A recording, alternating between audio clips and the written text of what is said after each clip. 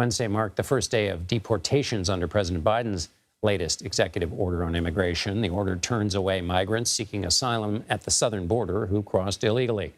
That policy will be in place until the weekly average of daily illegal border crossings falls below 1,500.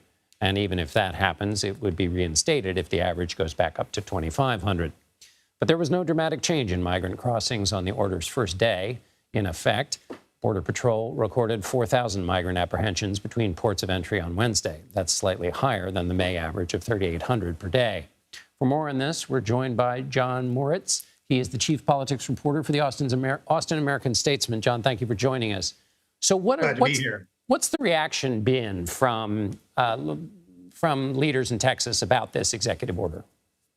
Interestingly, both Democrats and Republicans seem to have problems with it on the whole. There are some exceptions on the Democratic side. But Governor Abbott, as we might expect, calls it a sham, a smokescreen, all kinds of things. Should have happened a long time ago. And even if it had happened a long time ago, this wouldn't have been the way to address the problem.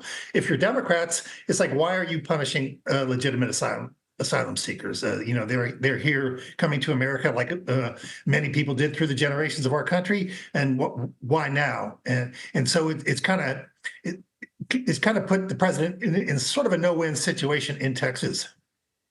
And what about regular folks? I mean, they got busy lives. Maybe it's not even registering, but it's such an issue in Texas. How's it being received in the public? It's not being ignored. As expected, immigration is probably the biggest concern among Texas voters this election cycle. Interestingly enough, the Hispanic community, if we could even attempt to make it monolithic, is sort of split on it. Your rural Hispanic people who live in South Texas are a little bit more supportive of aggressive enforcement. More liberal and especially more younger Hispanics living in the urban and suburban parts of the state, they're the ones who are pushing back on Biden's executive order, and that's being reflected in the Democratic Congress people from those regions who have weighed in. So that's a super important insight into that split, because Texas Representative Sylvia Garcia said the order would be detrimental to the Biden campaign's standing with Hispanic voters. A, do you think that's right? And B, should we always keep in mind when we hear things like that to understand that split that you just articulated so well? Yes, the Republican Party in Texas makes no secret that it wants to make some serious inroads into South Texas and even into the urban pockets among Hispanics. It's their argument, and I was just talking with the party chairman yesterday, that many of these folks are more conservative in their outlook. Perhaps even from Catholic upbringing, making them, less comfortable with the national liberal Democratic base. And so, yes, there is some concern that Biden could see his share of the Hispanic vote in Texas drop from what it was 4 years ago.